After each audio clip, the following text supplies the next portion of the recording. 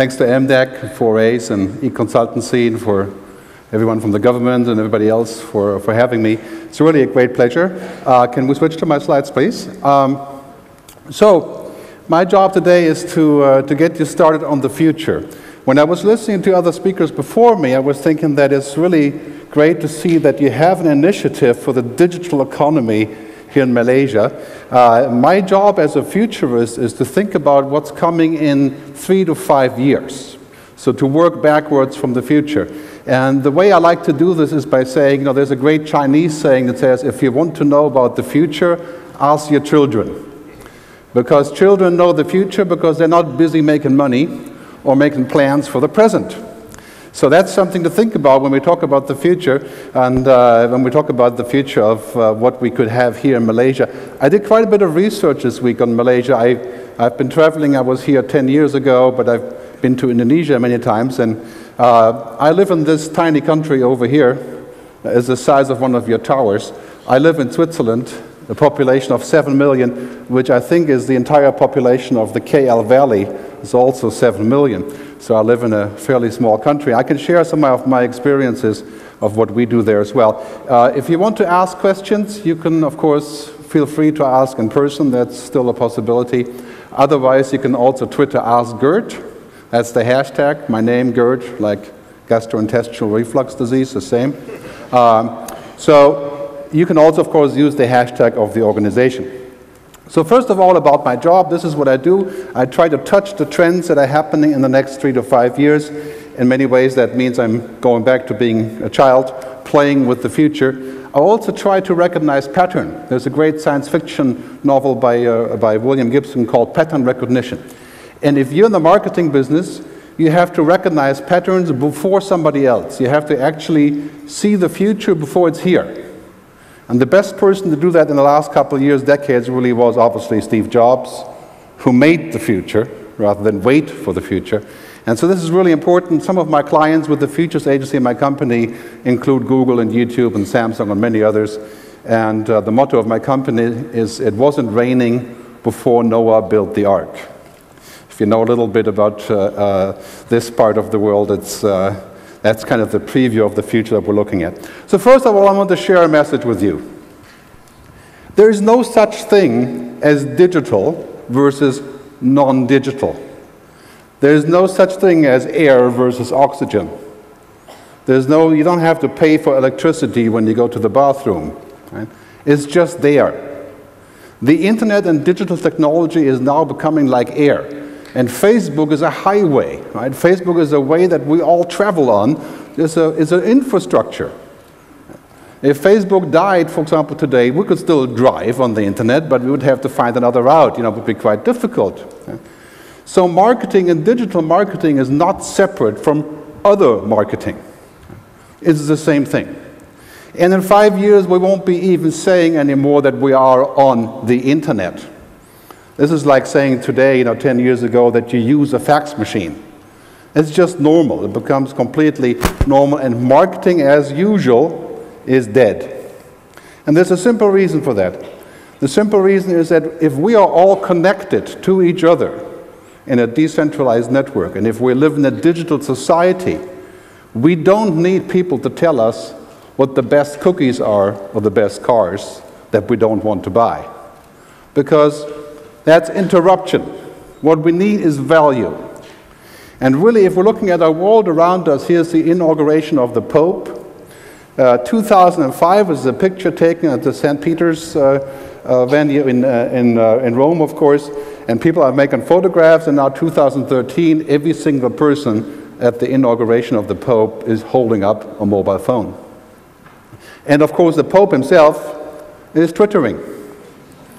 So how is he communicating with the world? You know, he's basically sharing his thoughts. I doubt that it's his own thoughts, you know, but who knows? And then in California, we have companies like this company called Nest. Nest is a company that puts your thermostat, you know, the regulation for your climate control and your heating, puts it on the internet and connects all the devices in the house so you can monitor energy consumption and compare with your neighbors to save energy. It sounds crazy, but in California, 7 million people are using this, and 3 million of them are sharing their information on Facebook with their neighbors. And if they do this, it turns out they can share 40% less of costs of how you use electricity coming from the sharing, from the monitoring. For example, when you're on the way home, you can use your iPhone app to then turn on your air conditioning while you're driving, using the internet as a way of getting to your home. The connected society has mind-boggling implications for savings, for efficiency, for doing things differently. Now, here's one thing to remember is that technology, of course, Moore's law, you may know if you're in technology, is exponential. When you count exponentially, as Ray Kurzweil and Peter Diamandis are showing us all the time, when you count exponentially, you don't count 1, 2, 3, 4, 5, 6, 7. You count 1, 2, 4, 8, 16, 32. There's a big difference. Technology is moving exponentially. In other words, humans are linear. You know, we go step by step, and we're not going to get twice as smart in 18 months. You know, that's not possible for humans. But technology is exploding. I mean, think about this for a second. The inventions that we're seeing today, they sound like science fiction. I can be on top of Mount Everest. Last week I was there, it was quite hard. And make a video to record for your friends on YouTube in real time on top of Mount Everest. I can go in Japan, I can go to a bar for a date, and I can see the social network profile of the woman in front of me superimposed over my mobile phone to decide if we should talk or not.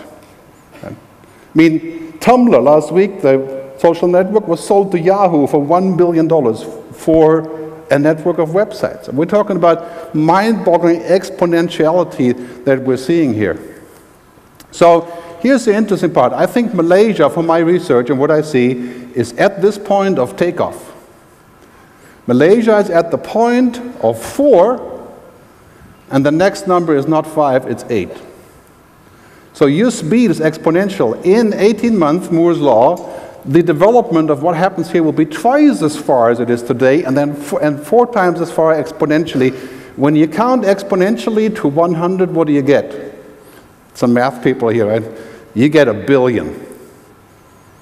And that's what we're going to. I mean, if you see the Internet of Things, augmented reality, 3D television, social networks, I mean, it's mind-boggling to see the kind of growth that we're going to see here. And here in Malaysia right now, we're going to see, of course, everyone connected on cheap mobile devices, smartphones, pretty much everyone at low cost. And I would appeal to the government to make the Internet tax-free, for example, as I have suggested in Brazil, to make the internet available to everyone to reduce taxes on it.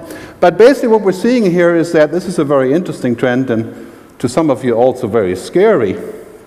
The internet and mobile phones are essentially our external brain. And it sounds funny when you think about it, right? When we go into a bar, and we used to talk about cars or whatever, we talk about as guys at the bar, now we talk about apps. Now we talk about, you know, if we have an argument about the capital of Kazakhstan, we can look it up on Wikipedia. If we want to translate a language, you know what? Within 2 years, we will have automatic language translation. You can talk in Malay and it comes out in German, even Bavarian German.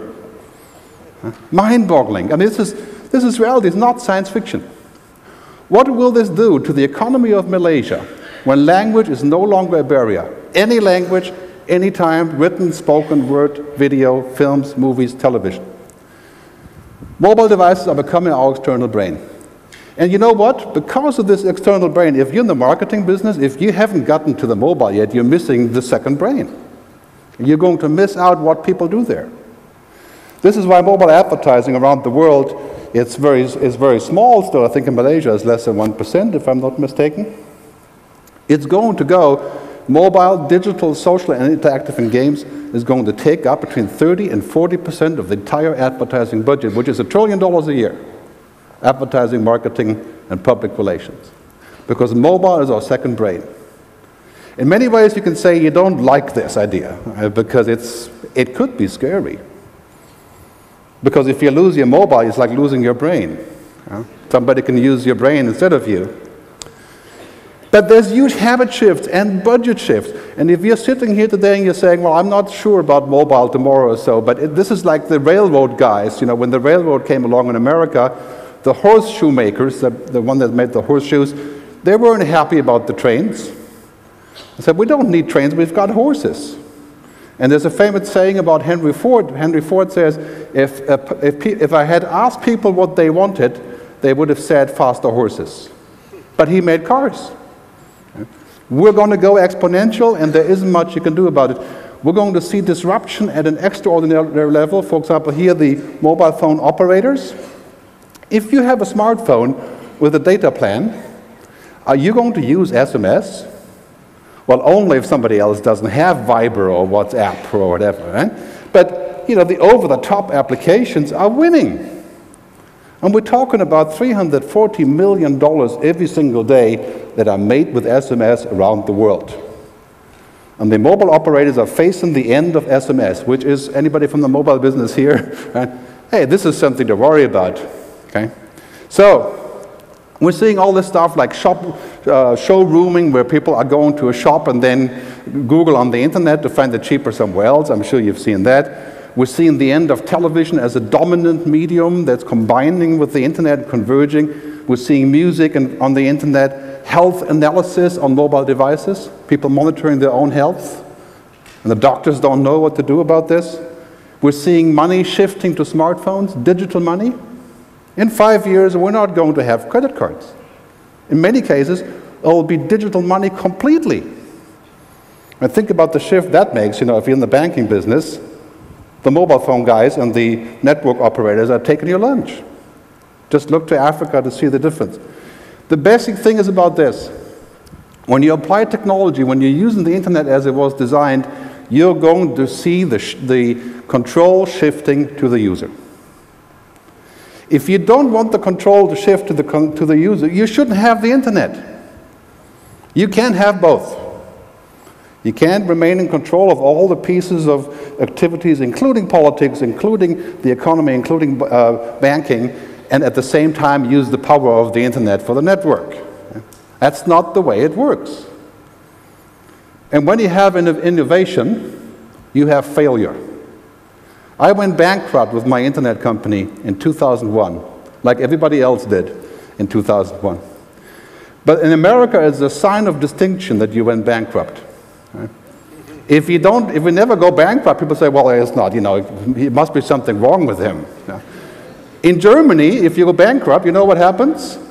You can just go into a grave and close the lid. So when this happens, when you have innovation, you have to allow failure. And this is something that I live in Switzerland, we don't allow failure. We'd rather not do anything than fail. And guess what? This is the quickest route to failure, is not to try anything. So this is definitely something that we see here. I mean, we're facing now mobile revolutions that are of unheard economic scale. This is like the printing press. First going from handheld devices, then going to projection onto our hands, and then Google Glass going right next to our brain, and very soon, sounds like science fiction, the internet on my iris. Wikipedia implants. Think about that. I would like to have one, you know, if anybody of you makes one, I'm willing to try it. But this is a key trend in Malaysia, you know, that, and everywhere around the world really, is that the internet is moving to mobile networks. I mean, if you look at the numbers here for Asia, they have doubled in 1 year. Doubled in 1 year. So the future is, in 5 years, 80 to 90% of the population online on mobile devices, not on desktop computers. So if you're in marketing and you're not getting this, you're in deep trouble. Because your entire audience is moving to the mobile platform. You don't have a mobile website, you don't do mobile commerce, you're not going to be there. In 2012, my research has dug up this one article, very interesting, saying that digital marketing isn't really working in Malaysia. You should be the judge of that. But this year I'm seeing these stats, and I think Malaysia is close to reaching digital maturity in terms of e-commerce, in terms of new companies that are launching, and all the activities that you see here seem to be very promising. So there's a bit of a reset.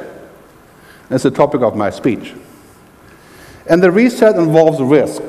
It involves ambiguity, not knowing what's going to be next. It involves having to be fast. Speed over perfection is a very un-German thing to say, but it's important to be fast. It involves risk-taking. If you're looking at this, banks are now on Facebook begging you to like them. Interesting phenomena.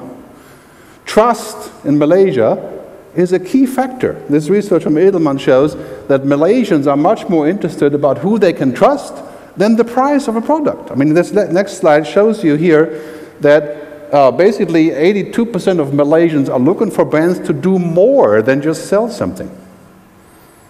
I mean, this has nothing to do with digital, it just makes it even more pronounced digital. And of course, now there's a Malaysian man was sentenced to tweet his excuses in a defamation case. And of course, AirAsia's use has been widely documented. So the bottom line is this. It's all about trust. Marketing and buying and commerce is about trust. I don't buy from people that I don't like. I don't buy from people that I don't trust. And I don't want to talk to you if you're not interesting. That's not you, but now on the internet this is becoming pronounced. And our job is, as marketers, is to create that trust and to create a funnel. And it's not to control people as to what they should be buying. So now we have, in the next couple of years, we're looking at this huge interface of technology, machines, software, and smart agenting technologies, and humans. This is a key topic for marketers, because guess what? As a marketer, you need data. If you don't have good data, metrics and reports and also tracking, then of course you don't know what's going on, you can't measure your efforts. So what's going to happen in the next 5 years in terms of the data? We're going into a mind-boggling future of where we have this phenomenon called big data, and I'm sure you're familiar with that word. Everybody's talking about it these days. But basically, it's like this. We have humans, we create huge amount of data on mobile devices, rating, tracking, cookies, sharing, and so on. And that data is used with information interfaces that are completely new, feeding into smart, intelligent agents. Google's latest product, I'll show you later, called Google Now. And Google's one of my clients, but I'm not divulging anything you don't know. But Google Now allows you to bring up Google Now on your mobile device, Android and iPhone, platform, I think, at this point. And it's anticipating what you're going to do, because Google Now reads your emails, it looks at your calendar, it looks at everything that you do, and it says, you arrived in KL, there will be a thunderstorm at 4 o'clock, take an umbrella.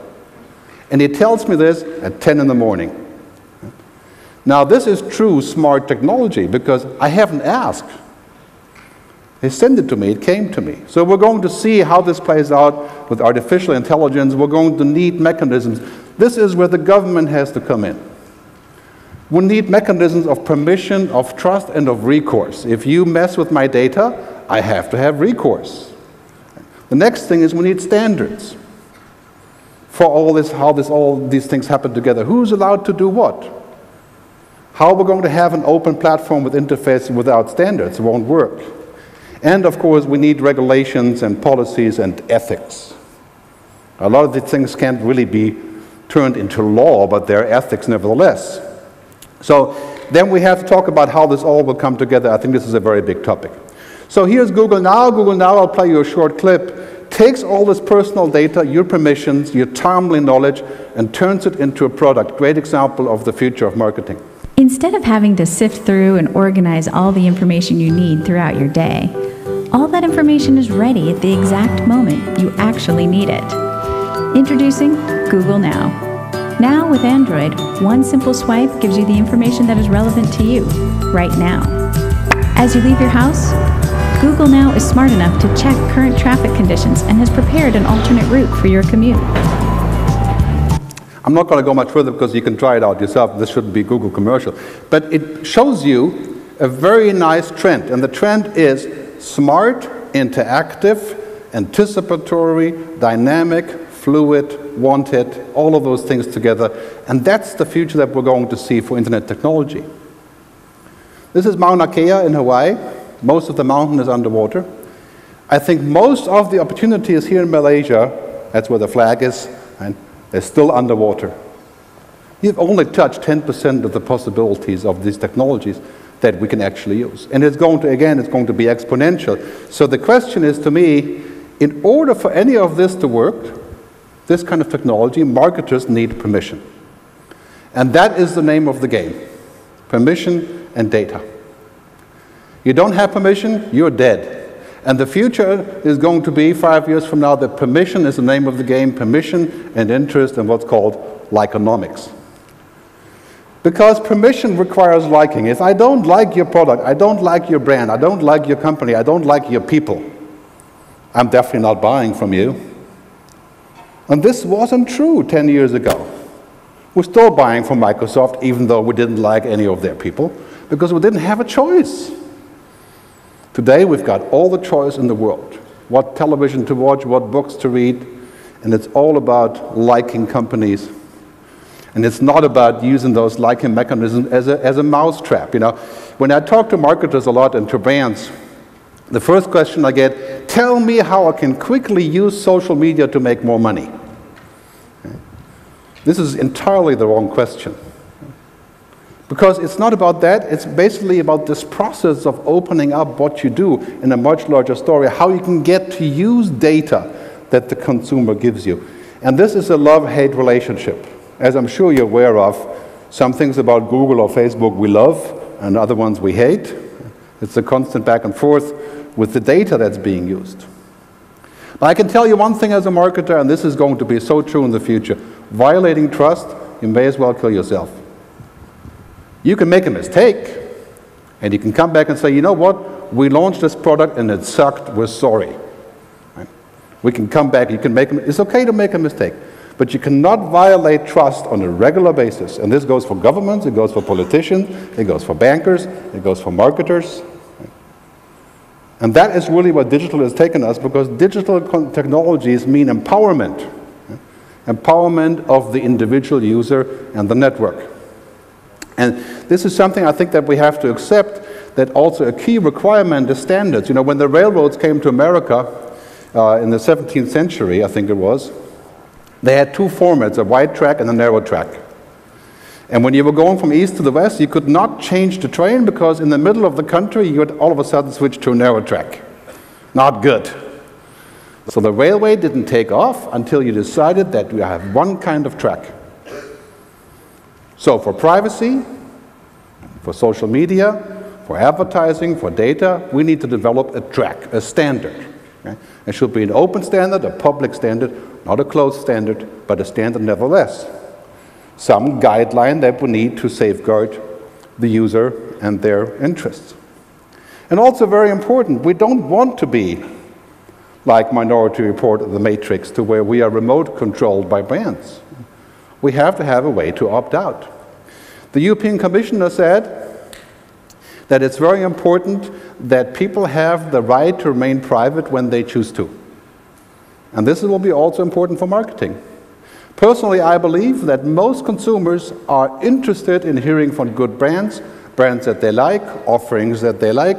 Starbucks fans on Facebook drink twice as much coffee. So I'm not worried about this. Let the couple % opt out if they want to. That's not going to be a big thing. Radical consumer empowerment. As marketers, we have to understand something, that we have to be better than others, not louder. There is a difference. Okay? It used to be that the loudest yeller wins. I mean, I used to be in the music business, and I can tell you that many bands and artists that used to be superstars were not that good. But they had good marketing. Today, in the age of YouTube and Facebook and Twitter, if you're not the best, you're gone. Here's a great example for a company that has learned how to be best by delighting the customer, Amazon.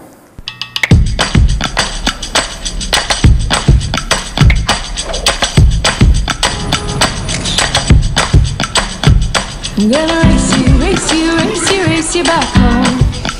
The sun's going down now, and I'm ready to go, I'm ready to go. Cause there's a dirt on my skirt and pebbles stuck in my toes. Oh, which way should we go? So Jeff Bezos is a guy to watch when it's about customer delight. You should take Jeff Bezos' principle where he says that anything is less important than delighting a customer. So he built this app that allows me to go in a store and look at the product with a barcode or even otherwise and get a price comparison in the store. Now this would put the fear of God into a store, you can imagine. Right? And what are stores doing? They're saying, you know what, you can use our network to go online, but when you see a price, you can come and match it, and if you buy 3 of those, and we'll give you something else, and they'll find a way to deal with this, to take it inside rather than to stop it. The worst thing you can do is to be like the music business. The music business said people are changing the way that they consume, people have more powers, and we don't like this, so we're going to try to shut them down and take them to court to force them to buy something else. And what do we have today with the music business? I'm sure you're aware, 75% of revenues decline in 10 years. You don't want to be with this kind of brand. So radical empowerment, and we'll see some serious disruptions that will reboot marketing. One is the mobile internet. And I would predict that most of mobile internet in the next 5 years will become close to free or feels like free, which is just included in a bundle. The same goes, of course, for music. But distribution will change this model, and of course the automation of knowledge work, for example, being able to look for stock financial data and so on. Smart technology agents will do this for us. And the Internet of Things, traffic lights connecting to the car, energy supply at home being monitored by devices. And you should check this out on the web. There's quite a few things on this topic. So there is this thing called the Internet of Everything, and this is what we're seeing right now, is that it's no longer just about people connecting, but also about appliances connecting, about houses connecting, cars, and so on. Now think about this for a second. It may not be so useful to have your toaster talk to the Internet. But when you think about one step further, if I have asthma, and I have problems with asthma, and if I use a device, that's the inhaling device, if that connects to the Internet, there's a product called Asthmapolis. And Asthmapolis allows those devices to connect to the Internet, and everyone that has asthma can broadcast where they are and what places you should avoid because of the quality of the air, or it can alert the parents to having used it too much or too little, and so on and so on. So there's a huge amount of benefit in the connected world. Going back to marketing for a second, this is the elephant in the room here today, that we're looking at $1 trillion for advertising, marketing, and public relations, and we're facing this, that we have to stop disrupting people. Give them meaningless information for stuff they shouldn't buy in the first place. And that's basically what most marketing has been before the Internet. You yell loud enough, somebody will buy your product. So now we're looking at the end of disruption. What that means is we're switching from this idea of the mousetrap, creating a place to capture people, to this idea of a magnet, being attractive. Look at the successful brands today that are doing this, like Amazon, eBay, but also Southwest Airlines and Harley-Davidson and AirAsia and many others. They're using attraction, not force, trying to get inside of people's head. Now, this is the scary part, of course, when you're looking at the evolution of the Internet, going from the outside all the way to the inside. But guess what? You'll never buy anything unless it's inside of your head. Unless you're immersed and you really want this, you're never going to buy anything because there's no other reason. People don't buy cars because they go faster. They buy cars because somehow this brand got inside of your head. So that is the mission, I think, getting inside. And if you look at what's happening on Twitter today, mind-boggling the changes that are coming. 3 days ago, Twitter launched a way of getting hired. Right? Resumes on Twitter. So this company here in Ireland, they posted a job opening on Twitter with a mechanism of a Twitter card, and then you can go and actually apply on Twitter. No resume sending, no CV, directly through Twitter. You can apply for this company called Demonware through Twitter, reinventing how hiring works. Now this is really empowering, of course, to companies. No more headhunters, no more HR, but also to users. And it makes transparency as a winning proposition. Smart, intelligent agents, like, for example, this short clip here from Audi. Call Matt. Hey, babe. Hello. What do you want to do tonight? Italian or sushi? Very funny. Huh? Oh, come on. I know you have something special planned for my birthday tonight. Your birthday! me? Yeah, well, as soon as I'm done with this meeting, I'm gonna head back to my place. Maybe there. Okay, bye! You got this. I got this. Okay. Call Le Petit Bistro. Bonsoir, Le Petit Bistrot. Hi, I would like a table for deux for tonight. I'm so sorry, we are fully booked. Come on! Okay, what next? Local search, bakery. Online destinations. Yeah. Perfect. Voila. You get the idea here. It's a very American video. I apologize, but I couldn't change her voice or anything. But now you can see what technology is doing to us. Technology is no longer dumb. I mean, let's face it, technology was pretty dumb until a few years ago. And search is pretty dumb, you know, because you have to go in and say, I'm looking for fungus nail cure or something, and you find this. But today, the next technology will anticipate what you're looking for. And this is where marketing comes in. We have to want to be found, otherwise nobody's going to care. The future of media, I mean, if you're looking at these graphs in the US, it's really quite simple what's happening, and this is why newspapers, magazines, radio stations, and others are in deep trouble, at least already in the US, because everybody's looking to decrease their budget because they don't do this, right? They don't get inside of people's head. They're mass medias, and on the left, what people are looking to increase: mobile media, social media, marketing automation, social networking, blogs, and so on.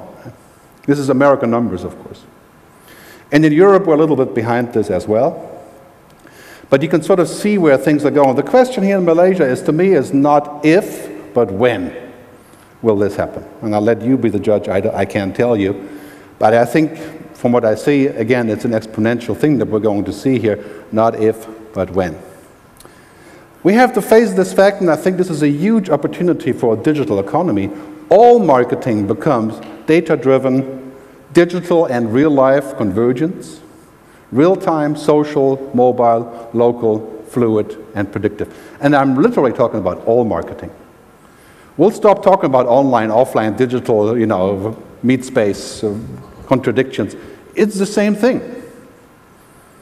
And most people know this in our real life. We don't distinguish between, you know, what we do online and what we do otherwise. So we have this transformation that's driven by digitization. You know, we're going from, this is also very much a challenge for brands, you know, for your clients, is to help them in this transition. They're going from a product to a service to an experience. So as an example, computers used to be about boxes, then computers were about tablets and going into the cloud, and guess what it is now? It's about the cloud. Computers are about the cloud computing. The same goes for data, from the Britannica to Wikipedia, to the implant going into a database, Minority Report. It's all becoming the experience. So a lot of brands have serious problems with this because they want to sell products. Yeah. Publishers want to sell books, not data. So it's been said many times that in this world where we're moving into, data is the biggest resource. Data is bigger than oil. And thankfully, I have to repeat myself with this, but it's worth repeating, that in fact, business intelligence is based on this new factor that data is the new oil. Data is becoming more powerful than oil. And I think Malaysia does not have a lot of oil. If I'm not mistaken, we have some, right? Or gas, I think. Right? But the future of the digital economy is not oil, it's data. And anybody can participate in this. Anybody that knows how to handle and to mine and to refine and to dig up data, the rise of intelligent, data-driven marketing. Now, this does not mean the human is taken out, the opposite. Because when you have intelligent marketing, you need humans to make it tangible, to make it human. I'll have a slide on that in a second. So we're seeing this shift, the different spheres of volunteer data, of observed data, and this is the scary part, the data that can be inferred about you. And most of our future marketing will be about inferring data. That means finding a way of saying, if this person does this, and they have volunteered this data, to predict who they are and what they want to do.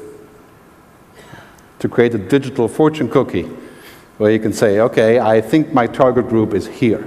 This is all data-based things. So the question I have for you as agencies and as people, how will you manage to be indispensable? Because here's the law of digital Darwinism. Okay? The law of digital Darwinism says, if you can be dispensed of, you will. If people can find a way around paying you for something, or using you, or talking to you, they will do this. Because somebody else will supply a better way of doing it. So as an agency, being indispensable is crucial. And to me, this has nothing to do with technology. This has to do with this, the fact that we can have data and knowledge and information, but what our clients want from us is not a bunch of data. We use that data. Right? It's wisdom, right? Generally speaking. Right? It's intelligence. And for the next foreseeable 50 years, robots and computers will not have this intelligence.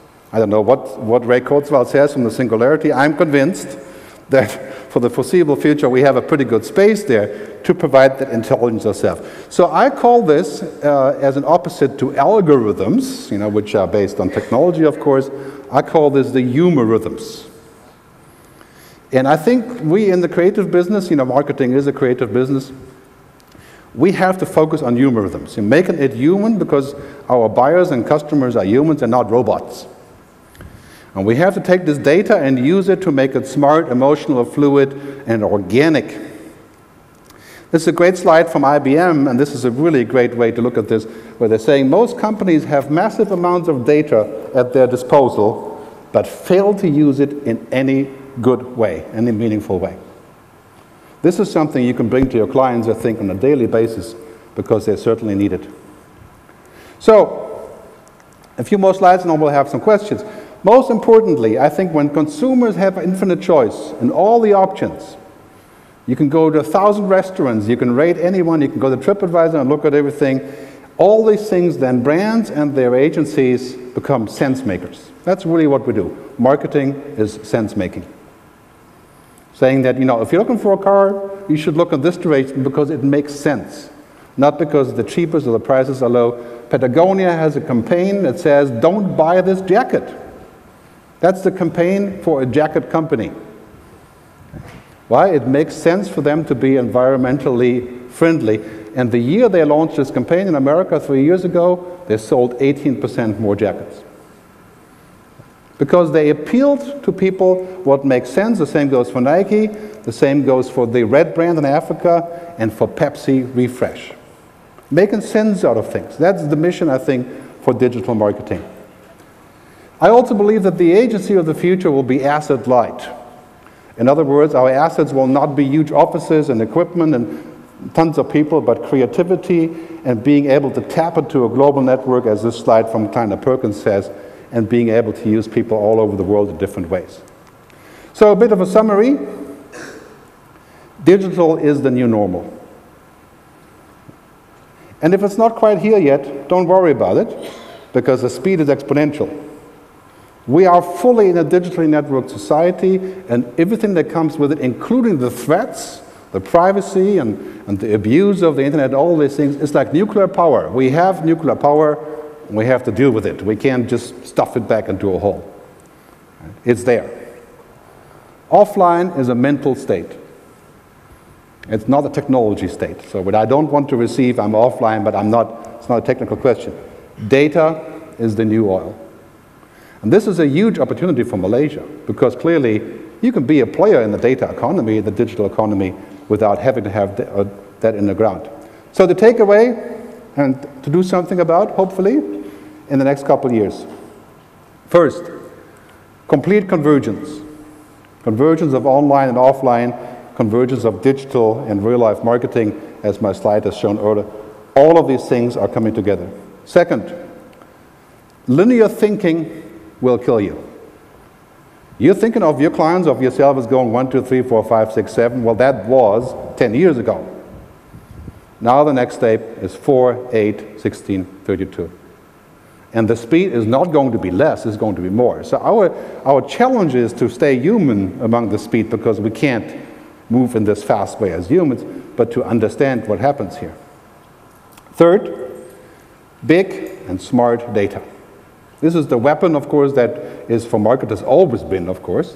But now, because of the internet, we receive a giant boost in the arm from this technology that we can use to analyze and do things. Fourth, Anticipation and prediction. Using data, we can actually devise models of what will work where and how in real time. We don't have to guess. We still have to be creative, but we don't have to guess. And the big differentiator for people and for agencies is not to be smarter or have more tech or have more money or have more LinkedIn connections, is to be human. Right? To create humanisms, not just algorithms. The future of agencies, in my view, is you have to make yourself indispensable.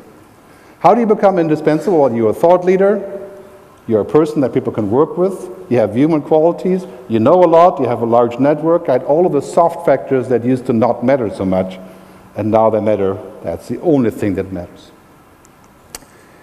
I'll leave you with this quote from Alan Kay, famous futurist, founder of Intel. He says, "The best way to predict the future is to invent it." And I wish for you guys to invent your future, maybe starting today. Take a leap and invent your own future.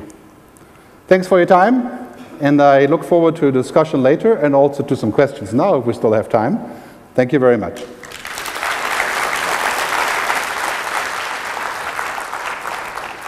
Oh, by the way, you can download all of my free books and my slides at this website called Gerd Cloud. Gerd Cloud is a Dropbox account that allows you to download all of my slideshow. I will be putting up this slideshow in the next couple hours. Gerd Cloud is just a link to a Dropbox folder, a public folder. All of my free books in there and various other things that you can download. And I have an app you can also receive my information on. Do we have any questions? Anybody tweeted? I didn't see you working with your thumbs here. Or maybe you tweeted with your Google Glass, I don't know. Or with your iris, internet iris. Any questions or comments? Yeah, please? Hello. Can everybody hear me? Thanks a lot, Gerd. Wonderful presentation. My name's Andy. A little bit about myself. For the past 14 years, I've been living in New York. I'm a digital strategy, marketing, and communications. My question is, I didn't have trouble with the clients in New York and while I was practicing my craft there. But since last year I've been back, I met a lot of potential clients here, and it was very hard for me to convince them because they say I've been around 40, 50 years and I've been doing classic advertising, classic marketing, and I've been very successful. So if you were me, how can you argue and make the case that digital marketing is the future for them? Thank you. You don't have to argue. I think that what we're seeing around us is kind of self-evident. But there's a great saying that says, you know, logic proves and intuition discovers. Logic proves to us that you won't get killed for running ads on television. Everybody has always done that. But when you discover what people are actually doing in social networks or in digital media and with games and with video, you can find a way forward. And basically with my clients, what I do is I say, okay, don't give up your other stuff because you feel very safe with this, but let's start a new part of how we do. Let's put a little bit of money into this pot, and so we can see how it evolves. And if you see what's happening in America and also starting to happen in Europe, Mercedes-Benz America just put 35% of the entire marketing budget into digital, you know, mobile, virtual games, and gamification, and all these kind of things. We're seeing this trend on a global basis. I think seeing is believing. So in other words, when I see a client who isn't ready to commit, I try to push him into the water to see how he can swim. Because, you know, guess what? If you want to learn how to swim, you have to get wet. So if you're not actually using any of these things yourself, you're not going to understand why people use them. So that's just something to experience, and also to kind of show the environment. I think basically the speed is so fast now that by the time you're done making that shift, a lot of people won't know what happened. They'll be blindsided. And we're seeing, for example, in Europe, most of the publishers in Europe, they knew that what was coming for 5 years, that advertising was going away from print. And they always said, you know, no, we're such good writers, and, you know, and what happened within 1 year, you know, 27% decline, except for Eastern Europe. It's just a question of when, not if. So also a short answer for this, I think for some clients it's important to feel the pain, to anticipate the pain, because they won't do anything unless they feel the pain. So as Steve Jobs said, there's only two things that makes people move. One is pain, the other one is love. You know, falling in love with something. So I use that therapy with my clients. I give them a little bit of pain. I'm good with that, being German. And then I also try to inject some ideas into them, you know, for them to get excited about the future. So I use that double strategy. And it's important to see that, you know, we don't have the time, because things are exponential, to wait and see. I mean, I live in a wait and see country in Switzerland. Okay? They wait and see, and if something looks like somebody else has successfully done it, they throw money at it and they do it better. That strategy is doomed for dramatic failure, because we will not have the time to do that in the future, because things have accelerated. So speed is of the essence. Any other questions or comments, or tweets, or responses, or donations, you know, or whatever? Okay, well, we'll be having a panel here later this afternoon, and we can still continue to discuss, and of course I'll be at the break. Otherwise, tweet me, ask Gerd, use the hashtag, or G Leonhard on Twitter. Thanks very much.